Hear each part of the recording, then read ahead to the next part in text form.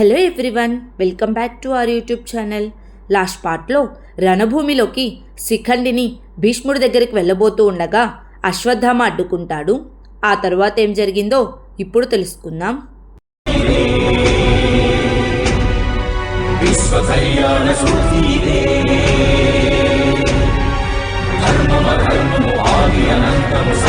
సత్యము సార్థకలంకము జాత్యంకార పర్యవసానము శక్తిదే భక్తిదే జీవన్ముక్తికి మార్గమిదే పంచమ వేదసారం మహాభారతం కృష్ణుడు చూపిన లీలైది జీవన వేద మార్గమిది గీత జనించిన క్షేత్రమే ఇది మహాభారతం.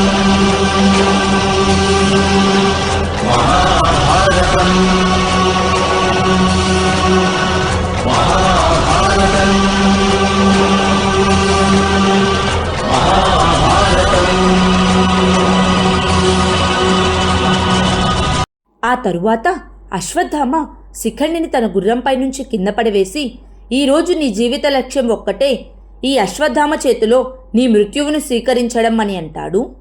వెంటనే శిఖండి, మృత్యువును కేవలం ఆ ఈశ్వరుడు మాత్రమే నిర్ణయిస్తాడు మూర్ఖుడా. ముందు ఈరోజు నువ్వు నా చేతిలో నీ పరాజయాన్ని అంగీకరించు. మహితాత్ముడి వద్దకు వెళ్లకుండా ఈరోజు నన్ను ఎవరూ అడ్డుకోలేరు అని చెప్పి అశ్వత్థామతో యుద్ధం చేస్తూ ఉంటాడు. శిఖండిని చూసిన భీముడు, నకులా, అశ్వత్థామ శిఖండితో ద్వంద్వ యుద్ధం చేస్తున్నాడు, మనం వానిని రక్షించడానికి వెంటనే వెళ్ళాలి పదా అని అంటాడు. అదే సమయంలో దుర్యోధనుడు భీముడు శిఖండి రక్షణ కోసం వెళ్ళనివ్వకుండా సైనికులతో, భీముడిపై బండరాళ్ల వర్షాన్ని కురిపించండి, నాశనం చేయండి భీముడి సైన్యాన్ని అని చెప్పి ఆదేశిస్తాడు. వెంటనే దుర్యోధనుడి సైనికులు భీముడిపై బండరాళ్లను కురిపిస్తూ ఉంటారు. భీముడు కూడా వాటిని ప్రతిఘటిస్తూ ఉంటాడు. అదే సమయంలో అశ్వత్థామ శిఖండితో యుద్ధం చేస్తూ శిఖండిని కింద పడవేసి తన కత్తితో చంపబోతూ ఉండగా నకులుడు తన కత్తిని అడ్డుపెట్టి, మీరు పితామహుల దగ్గరికి వెళ్ళండి, నేను అశ్వత్థామను నిరోధిస్తాను అని. గురుపుత్ర అశ్వత్థామ, నా ఖడ్గం మీతో యుద్ధం చేయాలని ఎప్పటి నుంచో ఉవ్విల్లురుతుంది అని అంటాడు. వెంటనే అశ్వత్థామ, మరి ఆలోచిస్తావెందుకు, నాతో యుద్ధం చేయని ఇరువురు యుద్ధం చేస్తూ ఉంటారు. ఆ తరువాత శిఖండిని భీష్ముడి దగ్గరకు వెళ్ళనివ్వకుండా దుశ్శాసనుడు అడ్డుకొని, పితామహుల దగ్గరికి వెళ్లే కన్నా ముందు నాతో యుద్ధం చెయ్యి, మా అన్నయ్య పాంచాల యుద్ధంలో నీకు ప్రాణదానం చేశాడు, కానీ నేను అంతటి దయగలవాడని కాదు, నేను కేవలం ఈరోజు ఇక్కడికి నిన్ను వధించడానికే వచ్చాను అని శిఖండితో యుద్ధం చేస్తూ ఉంటాడు. అదే సమయంలో యుధిష్ఠిరుడు వచ్చి దుశ్శాసనుని కింద పడవేసి శిఖండితో, మీరు పితామహుల దగ్గరికి వెళ్ళండి, మా సోదరుడు దుశ్శాసనుడికి బల్లెంతో యుద్ధం చేసే అవకాశం నేను కల్పిస్తాను అని చెప్పి దుశ్శాసనుడి చేతిలో ఉన్న గదను కింద పడవేసి దుశ్శాసనుడి చేతికి బల్లాన్ని ఇచ్చి, అందుకో దుశ్శాసన బల్లాన్ని, మీ అన్నయ్యకు నువ్వు కూడా ఒక యోధుడివే అని నిరూపించు అని దుశ్శాసనుడితో యుద్ధం చేస్తూ ఉంటాడు. ఆ తరువాత హస్తినాపురంలో ధృతరాష్ట్ర మహారాజు, ఏమిటి సంజయ అక్కడ పరిస్థితి, సూర్యాస్తమయానికి ఇంకా ఎంత సమయం ఉంది అని అడుగుతాడు. వెంటనే సంజయుడు, ఇంకా 9 గంటల సమయం ఉంది మహారాజా, శిఖండి గాయపడినప్పటికీ మహితాత్ముడి దగ్గరకు వెళ్ళడానికి ప్రయత్నం చేస్తూనే ఉన్నాడు మహారాజా అని చెప్తాడు. అప్పుడు ధృతరాష్ట్రుడు, ఈ 9 గంటల సమయము శిఖండి చేసే ప్రతి ప్రయత్నము నిష్ఫలం కావాలి సంజయ, ఒకవేళ పెదనాన్నకు మృత్యువు రాకపోతే ఇక మన సైన్యం విజయం సాధించడం నిశ్చయం సంజయ, శిఖండి ఎక్కడున్నాడు అని అడుగుతాడు. అదే సమయంలో రణభూమిలో శిఖండికి శకుని అడ్డుపడి, దేహం పురుషునిదే కానీ యుద్ధం మాత్రం ఇప్పటికీ స్త్రీ మాదిరిగానే చేస్తున్నారు దేవి, ఒకసారి మీ శరీరాన్ని చూసుకోండి, శరీరం మొత్తం రక్తంతో ఎర్రగా ఉంది, శ్వాస వెళ్ళడానికి అనుమతి కోరుతుంది, కానీ హృదయం మాత్రం ప్రతీకారాన్ని వదలడానికి అనుమతి ఇవ్వడం లేదు, జీవించి ఉండాలన్న నిర్ణయం తీసుకోదేవి, మిమ్మల్ని ఈ రణభూమి నుంచి నేను వెళ్ళనిస్తాను అని అంటాడు. వెంటనే శిఖండి, ప్రతీకారమే ఈ జన్మలో నాకున్న ఏకైక లక్ష్యం, నా స్మృతులే నా జీవితానికి ఆధారం అని అంటాడు. అప్పుడు శకుని, నా మేనల్లుడు దుర్యోధనుడి విజయానికి మహితాత్ముడు భీష్ముడు జీవించి ఉండడం తప్పనిసరి దేవి, కానీ మహితాత్ముడు భీష్ముడు జీవించి ఉండడానికి నీ మృత్యువు తప్పనిసరి కాదు, అందుకే నేను మిమ్మల్ని సూర్యాస్తమయం వరకు నిరోధిస్తూ ఉంటాను. ఇక ఆ తర్వాత మీరు రణభూమిలోకి ప్రవేశించను లేరు, ఆ పాండవుల కల నెరవేరను లేదు అని శిఖండితో యుద్ధం చేస్తూ ఉంటాడు. ఆ తరువాత భీష్ముడు సైనికులతో యుద్ధం చేస్తూనే సూర్యుణ్ణి చూస్తూ ఉంటాడు. ఆ దృశ్యాన్ని చూసి హస్తినాపురంలో సంజయుడు, మహితాత్ముని కళ్ళు సూర్యుణ్ణి చూస్తూనే ఉన్నాయి మహారాజా, బహుశా సూర్యుడు అస్తమించకుండా కొంత సమయం ఆపాలనుకుంటున్నారేమో అని అంటాడు. వెంటనే విదురుడు, శిఖండి ఎక్కడున్నాడు సంజయ్ మహాశయ అని అడుగుతాడు. అప్పుడు సంజయుడు, శిఖండికి గాంధారరాజు అడ్డుగా నిలిచాడు మహామంత్రి. రాకుమారుడు అర్జునుణ్ణి గురు ద్రోణులు ముందుకు వెళ్ళనివ్వడం లేదు మహారాజా. రాకుమారుడు నకులుడు అశ్వత్థామతో యుద్ధం చేస్తూ ఉన్నాడు. రాకుమారుడు భీముడిపై యువరాజు దుర్యోధనుడు రాళ్ల వర్షం కురిపిస్తున్నాడు మహారాజా. పాండవులందరూ శిఖండికి బహు దూరంలో ఉన్నారు మహారాజా అని చెప్తాడు. వెంటనే ధృతరాష్ట్ర మహారాజు, ఆ పంచపాండవులే ఆ శిఖండికి కవచాలు సంజయ. ఆ కవచాలే శిఖండికి దూరంగా ఉంటే వాడు పెదనాన్న దగ్గరకు వెళ్ళడం అసంభవం సంజయ. అంటే మన సైన్యానికి విజయం లభించడం నిశ్చయం. నీవు చూస్తూ ఉండి విదురా, గాంధారరాజు తన పనిలో ఎప్పటికీ విఫలం కాడు అని అంటాడు. ఆ తరువాత రణభూమిలో శిఖండి గాంధారరాజును బంధించి, నాకు విజయాన్ని స్వయంగా ఆ మహాదేవుడే వరంగా ఇచ్చాడు, దానిని మీరు మార్చలేరు గాంధారరాజా శకుని అని అంటాడు. వెంటనే శకుని, మహాదేవుని వరం ఫలించాలంటే మీరు ఇంకొక జన్మ ఎత్తాల్సి ఉంటుంది దేవి, ఈ జన్మలో మాత్రం కుదరదు అని శిఖండిని తన కత్తితో పొడుస్తాడు. వెంటనే శిఖండి కింద పడిపోతాడు. అప్పుడు శకుని మళ్ళీ శిఖండిని పొడవబోతూ ఉండగా అభిమన్యుడు వచ్చి శకుణ్ణి కింద పడవేసి గాయపడిన శిఖండిని తన గుర్రంపైన ఎక్కించుకొని శిబిరానికి తీసుకువెళ్తూ ఉంటాడు. ఆ దృశ్యాన్ని చూసి సంజయుడు, గాయపడిన శిఖండిని రాకుమారుడు అభిమన్యుడు తన గుర్రంపైన ఎక్కించుకొని శిబిరానికి తీసుకువెళ్తున్నాడు మహారాజా. శిఖండి శరీరం నుండి రక్తం బాగా వస్తుంది, శిఖండి ప్రాణాలు సంకటంలో ఉన్నాయి మహారాజా అని అంటాడు. వెంటనే ధృతరాష్ట్ర మహారాజు, ఉత్తమం సంజయ అని నవ్వుతూ, వాడు గాయపడ్డాడంటే ఇక యుద్ధం చేయడం అసంభవం, వాడు పెదనాన్న దగ్గరికి వెళ్ళడం కూడా అసంభవం, పెదనాన్నకు మృత్యువు రావడం కూడా అసంభవం అని నవ్వుతూ ఉంటాడు.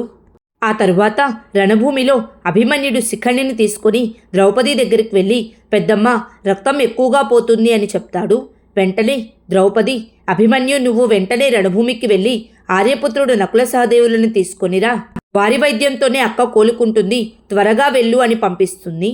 ఆ సమయంలో రణభూమిలో సహదేవుడు శల్యమహారాజుతో, నకులుడు అశ్వత్థామతో యుద్ధం చేస్తూ ఉంటారు. అప్పుడే వాసుదేవుడు, పార్థ సూర్యాస్తమయం కావస్తోంది అని అంటాడు. వెంటనే అర్జునుడు, శిఖండి పితామహుల దగ్గరకు చేరుకున్నాడో లేదో అని అంటాడు. అప్పుడు వాసుదేవుడు, శిఖండి కేవలం నిమిత్తమాత్రుడు పార్థ, శస్త్రాన్ని ప్రయోగించవలసింది నువ్వు. ఇప్పుడు నువ్వు నీ కర్తవ్యం పైన దృష్టి సాధించు, నీ కర్తవ్యం ఏమిటంటే గురు ద్రోణులను ఓడించడం అని అంటాడు. అదే సమయంలో శిబిరంలో ద్రౌపది శిఖండికి సేవలు చేస్తూ ఉంటుంది. అప్పుడు ఉత్తర, అమ్మ వీరికి శ్వాస అందడం లేదు, ఇప్పుడేం చేయాలి అని కంగారు పడుతుంది. ద్రౌపది కూడా, ఆర్యపుత్రులు నకుల సహదేవులు ఇంకా ఎందుకు రాలేదు? లేదక్కా, తమ ప్రతిజ్ఞను పూర్తి చేసుకోకుండా ఎవరికి తమ ప్రాణాలను త్యజించే అధికారం లేదక్కా. లేవండక్కా, లేవండి, గుర్తు చేసుకోండక్కా, మీరు చేసిన త్యాగాన్ని, మీరు చేసిన ప్రతిజ్ఞను గుర్తు చేసుకోండక్కా, మహాదేవుని మీకిచ్చిన వరాన్ని గుర్తు చేసుకోండి.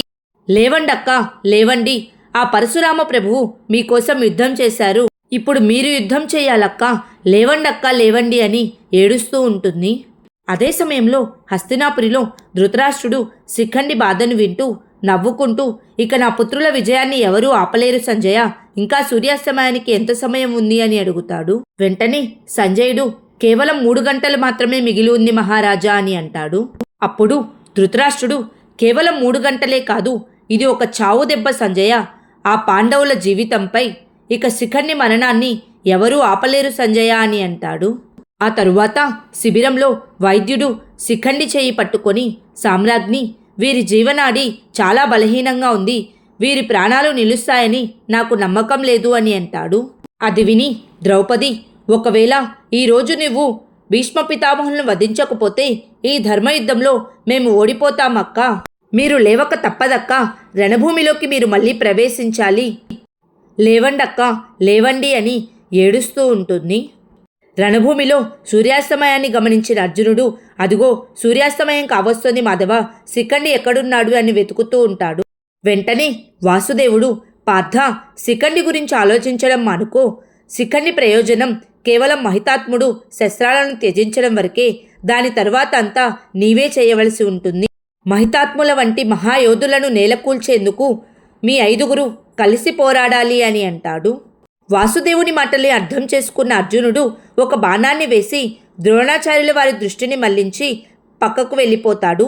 అదే సమయంలో అక్కడికి దృష్టద్యుమ్నుడు వచ్చి, మీ శిష్యుడికి తన సామర్థ్యాన్ని ప్రయోగించుకునే అవకాశాన్ని ఇవ్వండి గురుదేవా, మీరు తప్పక నా చేతుల్లోనే మరణిస్తారు, మీ విధిరాత ఈరోజే ఫలించనుంది అని ద్రోణాచార్యుడితో యుద్ధం చేస్తూ ఉంటాడు. ఆ తరువాత ఒంటరిగా ఉన్న భీష్ముడి రథం వైపు యుధిష్ఠిరుడు, భీముడు, అర్జునుడు వెళ్తూ ఉంటారు.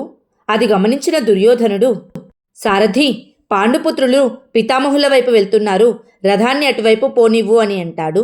అదే సమయంలో ద్రుపద మహారాజు దుర్యోధనుని అడ్డుకొని, యువరాజా దుర్యోధన, మహితాత్ముని గురించి ఆలోచించడం కాదిప్పుడు, నీ మృత్యువు గురించి ఆలోచించు అని అంటాడు. ఆ తరువాత భీష్ముడు సూర్యాస్తమయాన్ని చూస్తూ, స్వామి సూర్యనారాయణ, విచిత్ర వీరుడు మరణించినప్పుడు నేను మీపై వింటిని సంధించాను, కానీ ఇప్పుడు ప్రాధేయపడుతున్నాను, కొన్ని క్షణాలు అస్తమించకండి. నా ఎదురుచూపులు ఫలించి నా మృత్యువు నా దగ్గరకు రానుంది, అది నా దగ్గరకు రావాలంటే మీరు కొన్ని క్షణాలు అస్తమించకూడదు అని ప్రాధేయపడుతూ ఉంటాడు. అదే సమయంలో యుధిష్ఠిరుడు, భీముడు, అర్జునుడు, నకులుడు, సహదేవుడు 5గురు భీష్ముడు రథం చుట్టూ నించొని ఉంటారు. వారిని చూసి భీష్ముడు సంతోషించి, విజయీభవ పుత్రులారా, సూర్యుడు అస్తమించనున్నాడు, రాకుమారి అంబ కోసం ఎదురు చూడకండి, మీ శక్తినంతా కూడబెట్టుకొని నాపై దాడి చేయండి. రాకుమారా భీమా, మీ గదతో రథం నుంచి కిందకు దిగండి. మీ 5గురు కలిసి నాపై దాడి చేస్తే నన్ను తప్పకుండా వధించగలరు. రాకుమారి అంబకై ఎదురు చూడకండి, మీరందరూ కలిసి నాపై దాడి చేయండి పుత్రులారా అని అంటాడు. వెంటనే భీముడు, లేదు పితామహ, మేమందరం కలిసి మీపై ఒకేసారి ఎలా దాడి చేయగలం అని ఏడుస్తూ ఉంటాడు. అప్పుడు భీష్ముడు, నా అంతిమయాత్ర సమయంలో 4 పుత్రులు నా పాడెను మోస్తూ ఒకరు అగ్నికుంభాన్ని మోస్తూ ఉంటే అంతకన్నా మహద్భాగ్యం ఏముంటుంది నాకు? నా ప్రస్థాన సమయం కావస్తోంది, నకుల, సహదేవ, తీసుకురండి మీ శస్త్రాలను అని అంటాడు. వెంటనే సహదేవుడు, ధర్మ మార్గాన నడవడం మీ దగ్గర నుంచే నేర్చుకున్నాం పితామహ, మేం మీ పట్ల అధర్మం చేయలేము అని అంటాడు. అప్పుడు భీష్ముడు, ధర్మం యొక్క నిజమైన రూపం ఏమిటో మొట్టమొదటిసారిగా నేను కూడా నిన్ననే తెలుసుకున్నాను. పరమాత్ముడు శ్రీకృష్ణుడి ద్వారా ధర్మం యొక్క జ్ఞానాన్ని తెలుసుకున్న నేను ఈరోజు మిమ్మల్ని నేను ఆదేశిస్తున్నాను, మీరందరూ ఏకమై నాపై దాడి చేయడమే మీ కర్తవ్యం అని అంటాడు.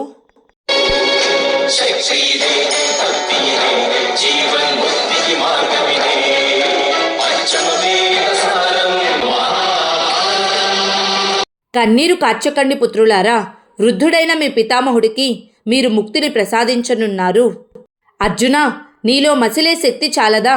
నీవు అంబాదేవిపై ఆధారపడవలసిన అవసరం ఏముంది? నీలో మసిలే శక్తి లక్షలాది మంది, కోట్లాది మంది ప్రజల శక్తికి ఆధారంగా ప్రజ్వరిల్లుతోంది. నీ గాంధీవాన్ని అందుకొని నాపై దాడి జరుపు. పుత్రులారా, మీరు మీ శస్త్రాలతో చేసేది నాపై దాడి కాదు, నాపై ఉపకారం. నాపై దాడి చేయండి పుత్రులారా అని అంటాడు.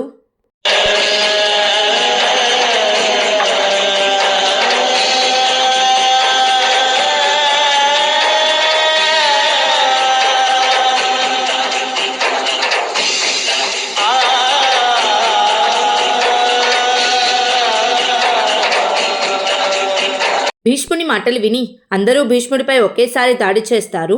భీష్ముడు ప్రతిదాడిగా వారి చేతిలోని ఆయుధాలను కింద పడవేస్తాడు.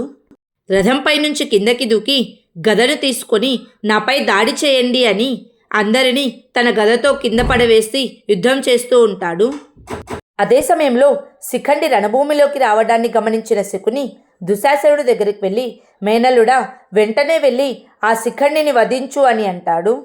శకుని మాటలు విని దుశ్శాసనుడు తన బల్లాన్ని శిఖండి వైపు వేయగా ఉపపాండవుల 5గురు అభిమన్యుడితో కలిసి శిఖండిని రక్షిస్తారు. అదే సమయంలో భీష్ముడు పాండవులతో యుద్ధం చేస్తూ ఉంటాడు. ధృష్టద్యుమ్నుడు గురు ద్రోణులతో యుద్ధం చేస్తూ ఉంటాడు. దుర్యోధనుడు ద్రుపద మహారాజుతో యుద్ధం చేస్తూ ఉంటాడు.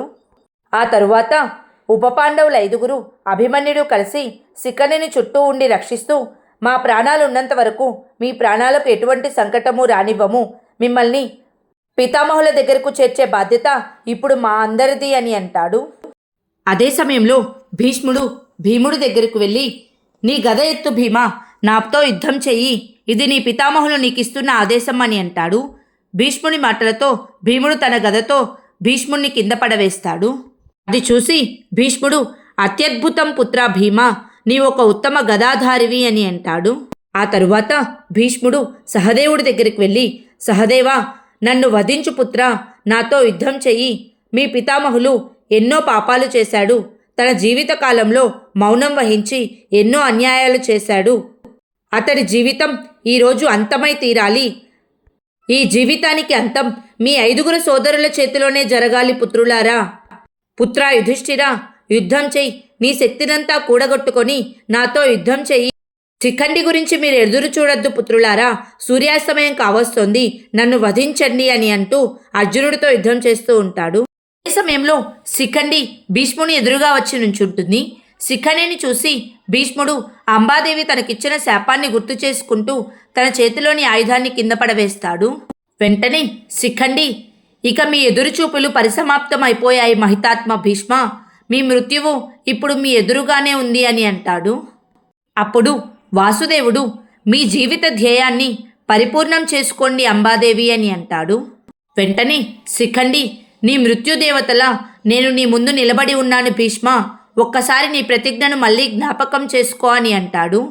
భీష్ముడు తన ప్రతిజ్ఞను గుర్తు చేసుకొని తన శక్తులను తన అస్త్రాలను త్యజించి, నాకు ముక్తిని ప్రసాదించండి అంబాదేవి అని వేడుకుంటాడు. వెంటనే శిఖండి తన బాణాన్ని సంధించి భీష్ముడి గుండెల్లోకి వేస్తుంది. అర్జునుడు కూడా భీష్ముడు తనని వధించమని చెప్పిన మాటలు గుర్తు చేసుకొని ఒక బాణాన్ని వేస్తాడు. ఆ తరువాత అందరూ కూడా బాణాలను వేస్తూ ఉంటారు.